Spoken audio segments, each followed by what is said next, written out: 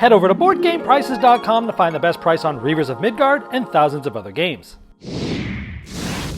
Hello my friends, it's the Game Boy Geek here. We're going way back in time, hopping on that longship, sailing out and doing all sorts of different things like fighting in combat, getting spoils, trying to create prophecies that will come true, things like that. Today we're going to be taking a look at Reavers of Midgard. This is the huge standalone game in the sort of Midgard set. The first one was Champions of MIdgard. This is Reavers of Midgard.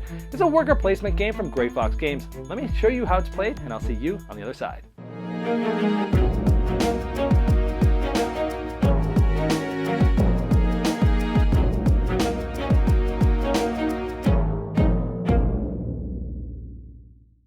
In Reavers of Midgard, every player is going to get a player board where they're going to track dice as sort of their resources here, and most likely they're going to have sort of a leader here that's going to help them throughout the game.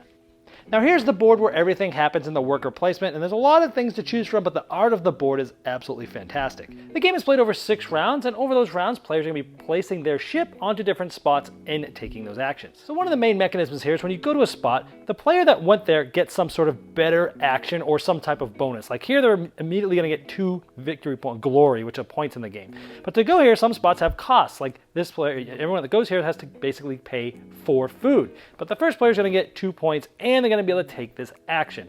The second player here, third and fourth, gets no additional benefit, but anyone is going to have to pay some food. So this player will activate it, and then going clockwise, each of the other players have a chance to activate it, even though they weren't the ones to place here, and that's one of the main mechanism in this worker placement section.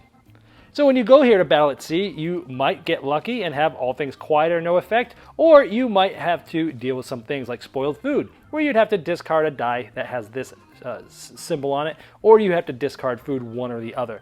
These typically get discarded to the bottom of the piles, but then you can try to defeat one of these. Now I'm going to bring one of these cards closer to the board just so you can see how this works.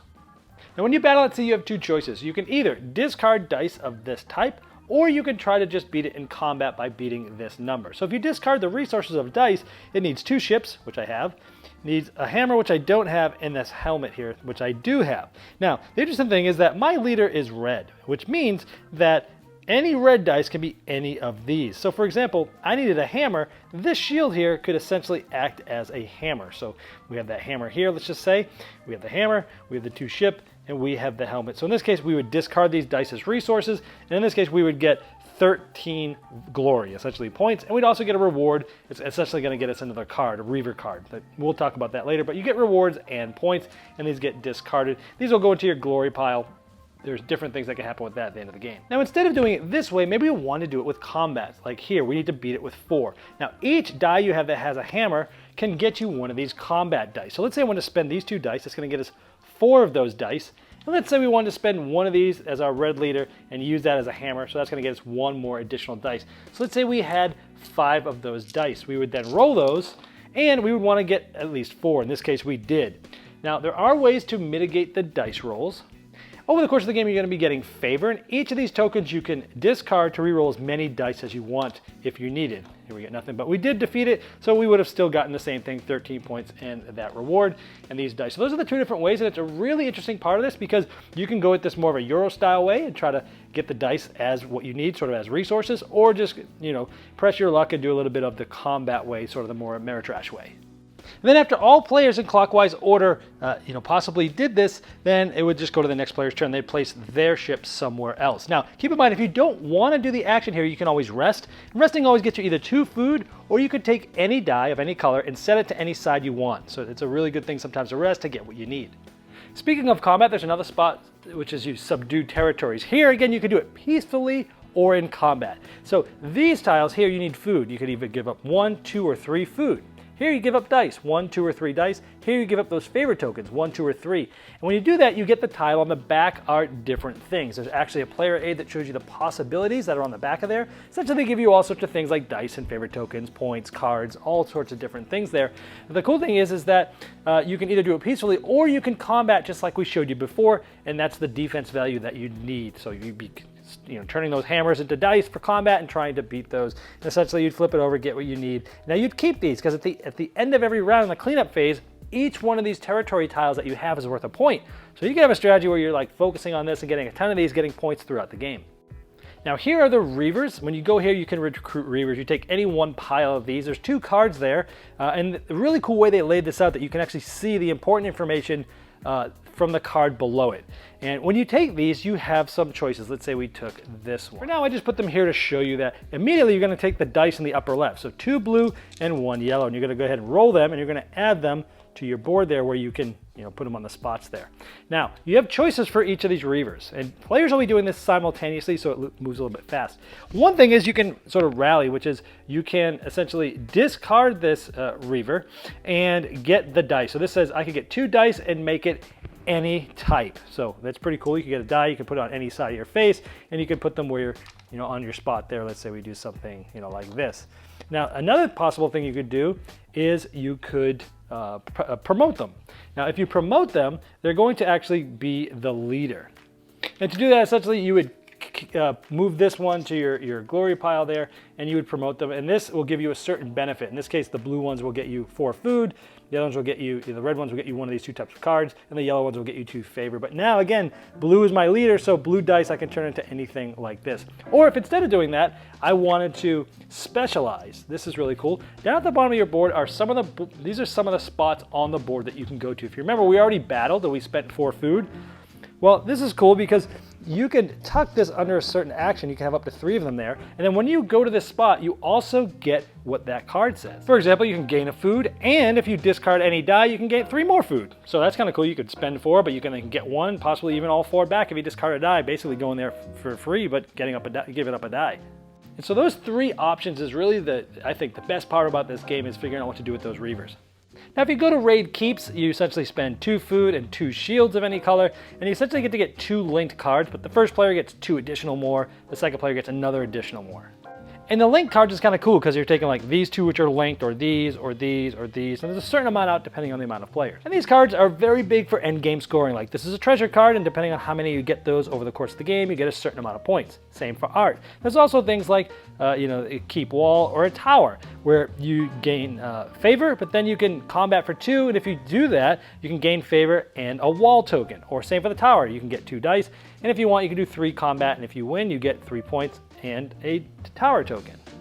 Now those different tokens you'll be placing next to your board, and those are important because at the end of the game, there's towers, walls, and farms. At the end of the game, you're going to get a certain amount of points for each of those tokens depending on how many you got, but you'll also get majority bonuses if you have the most of them. Now, if you go raid villages, again, you're spending food and these 2 dice. You're getting some bonuses if you get there early, but you're getting 2 of these linked cards. And these cards do different things too. Like these 2 are linked. This one will get you a chest upgrade, which is kind of cool. You put this on your board, and you have that to use once per turn, or you could take 3 points, for example. Or you could get 2 dice and roll them, or 5 points and a Terra token. Terra tokens are sort of like a corruption-style mechanism, where each one you get these is negative points, and the more you get, the more negative each of them are. But there's ways to get rid of them. Like if you took this one, you could get target a player, and they gain terror, but you get to lose 1. Well, that's kind of cool. Or you can take 10 points and 2 terror, different things like that. There's also artifacts where this allows you to hold a die here of this type.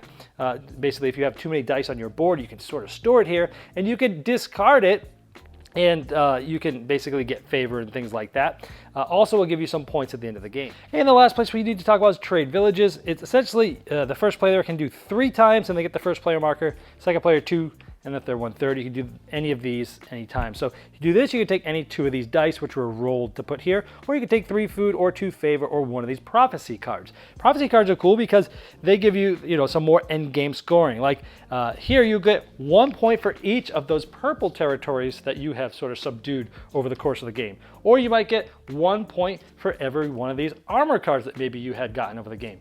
Or 1 point for every one of the red Reavers that you have in your glory pile. So these are different ways to score as well. That's sort of how the game works in a nutshell. At the end of the game, you'll tally up all the points. You'll lose points for those Terra tokens, as I mentioned, on a sliding scale. You'll gain glory from some artifacts, possibly from some spoils keeps and some of the prophecy cards, some of the tokens for each of the tokens and majorities, and whoever has the most at the end of the game is the winner. Well, there's Reavers of Midgard. Let me talk about first what I liked about the game. The game looks stunning. It is beautiful, fantastic art. The board is just a piece of art alone. And then you have all the art on the cards, especially the Reaver cards. Man, they look so cool, but all of the cards just look great. Great art in this game. Tons and tons and tons of custom engraved dice. These are very nice dice. You know, that each of the ones of the different colors have different things on them. So great components here as well. The game, by nature, is a worker placement game, and I typically like worker placements, but this one does it a little different, where, you know, you put the worker down, and other players will get to do that action as well, but not as strong, that sort of following mechanism. And I've always liked that in games, where someone that picks something gets a stronger version of that action, and the players get less and less as it goes on. And that works really well here, because, you know, other people are basically choosing what you're going to do, and you're going to have to think about, I want to go here, but they might go there later because they're working on this, and so I might be able to sort of, like, you know, get what I need there. I won't get as much, but maybe the card I want will still really be there. Cool things like that. This is really, you know, the Champions of MIdgard, the one before this, had a lot more things riding on the dice rolls, and granted you can mitigate it a lot, but this one was more like sort of a point salad style Euro game. Where you're trying to get different things, collect sets, use dice as resources, set dice to the resource you want, to the side you want, and things like that. So I like that aspect of this. I like the best part of this, I think, the coolest part of this game were the Reavers themselves, the multi-use Reavers. Whether you're going to promote that, I mean, you're getting dice all the time and rolling them right when you get them, but you can do three things with them. You can promote them, and, you know, now the dice of that color can be turned into many different things. Or you can rally and get dice that it has of any side that you want. Great for planning what you want to do that turn or next round. Or specialize, which is tucking it under, and when you take that action, you're going to be able to get a special ability or something like that. That was a really cool aspect. That was my favorite part of the game. I haven't really, you know, multi-use cards have been around for a while, but the way that this is used and the choices that you have with them was the best part of this game for me.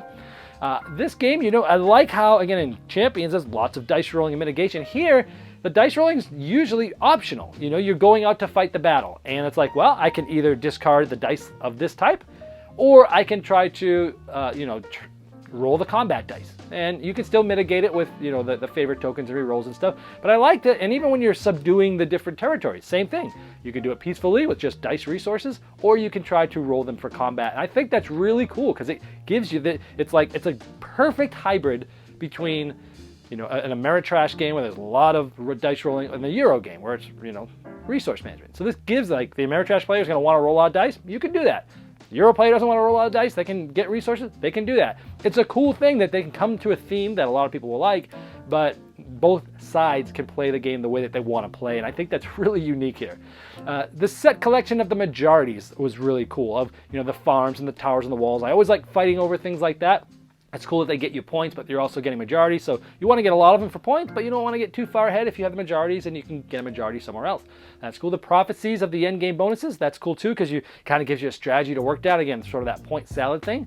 And I like that when you're at a spot, or someone else is on a spot, when it's your turn, you can take nothing. You can just rest and take 2 food or a die of your kind and put it to what you want. I think that's really cool. It helps you sort of plan for future turns. It's like, oh, I wasn't going to be able to go here, but I can rest here, take this die. Now I have what I need to do what I want on my turn. It's cool. It keeps the game moving, and I like that. Anything negative about the game? There's definitely a lot of iconography to learn. It's probably going to take you a couple games, 2 or 3, to really understand them all. You're possibly still going to be flipping through the book, but the rules are very good. They're sectioned out. You can look for a name of a card. It will, in text, tell you what it does, but you will be flipping through the book quite a bit to learn the iconography. It's just, you know, it is what it is.